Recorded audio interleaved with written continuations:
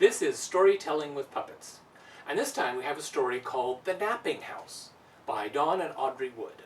A very well-known story, but it's fun to tell it with puppets. You don't need a lot of puppets to do it. You just need a granny and a child, and then 3 animals: dog, cat, mouse. And I usually stick to all those animals directly. I always stick to those animals from the book. It works really well. You also need a bed, and I just use a pillow for that. And, well, here's how it goes. It starts off with, I start the story, but then I interrupt to give the kids a little prompt, like this.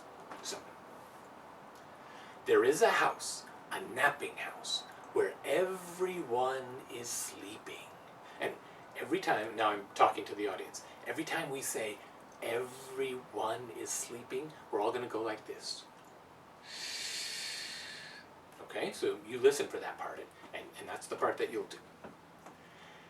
There is a house, a napping house, where everyone is sleeping. Good, you did it well. And before I continue with the story, that little prompt at the beginning really makes this a fun story, because the kids will stay very focused, listening for their cue and for their time to do that really simple sound. And it's not just a sound, it's also a motion. So it's a couple things for them to keep straight, and it really helps with the rhythm of the story. It gets them involved. Because it's not a story that's filled with action until the end, so it really works well. And in that house, there is a bed, a cozy bed in a napping house where everyone is sleeping. See, and when you do that, everyone is sleeping real nice and slow, cues them up so they're all ready to go.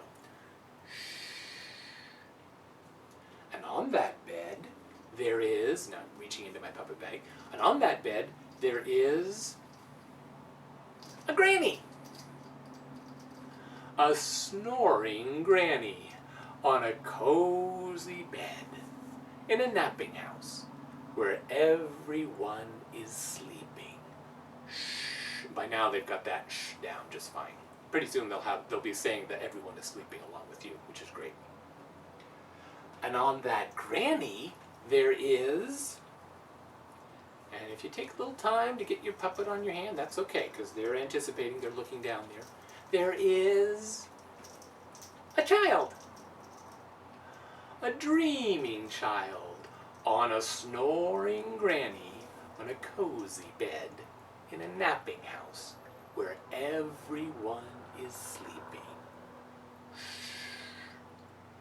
Now, when the characters each make their entrance, I mentioned how we delay a little bit, that's fine, so they pop out and there's a bit of a surprise.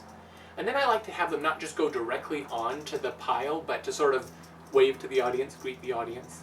And even when they come out, voice is just a little bit different, On that granny, there is, when I say on that granny, there is, it's a sort of a sleepy, slow song, a sleepy, slow voice. But when the child comes out, there is a child. So I sort of change my voice, child pops out, there's that little, we're sort of stepping the character out of this little area and into an interaction with the audience, and then it's right back as your voice goes back and the character goes to the bed. So there is a child, he greets, and then it's a dreaming child, and I like to have them sort of float around, a dreaming child on, and then as soon as you say on, they sort of settle on to the next one. A dreaming child on a snoring granny in a cozy bed, and so on. So I try to do that without making it too extreme with each entrance.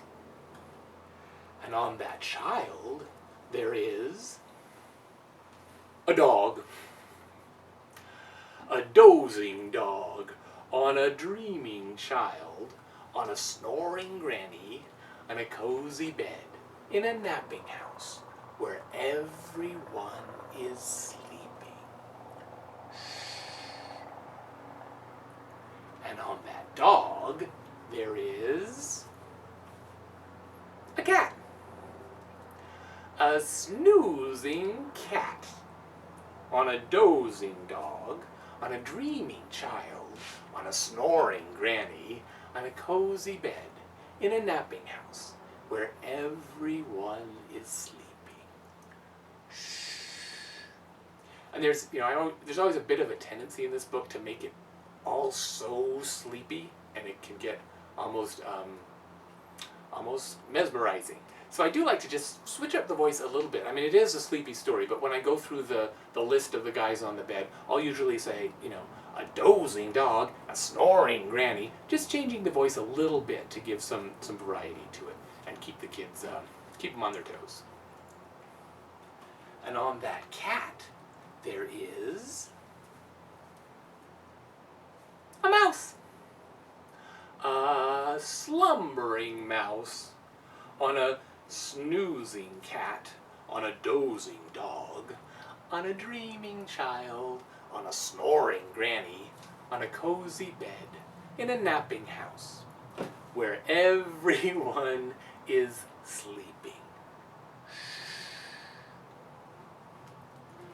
And on that mouse, there is a flea. I don't use a real flea, I just have my fingers pinched together. A flea. Can it be a wakeful flea? Now your voice is no longer that sleepy, slow voice. A wakeful flea who bites the mouse. Squeak! Who wakes the cat. Meow! Who bumps the dog. Roof, roof, roof, roof, roof! Who thumps the child. Wah! Who wakes the granny. Yikes!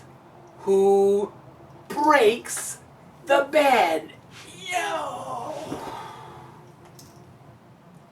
In the napping house, where no one now is sleeping. So that's how I like to end the story. A little chaotic when you throw puppets up in the air. Sometimes they go out into the audience, or sometimes the kids will see them on the floor and come out to help you collect them. And that's fine. The story's over, and as in the book, it should end with a bit of chaos. One thing I do like to do, that I sometimes forget, is when the animals are waking each other up, instead of putting them on the ground, try to put them back onto your lap so you can have them all and all ready to throw up. Not to throw up, to toss up in the air when the story's over. And the other thing is, once they're up in the air, what I try to do is grab Granny, or sometimes the child, but I try to grab Granny if I can, so that she will, at the end, when you say, in a napping house where no one now is sleeping, she kind of reinforces that with a shake of the head and kind of gets their focus back.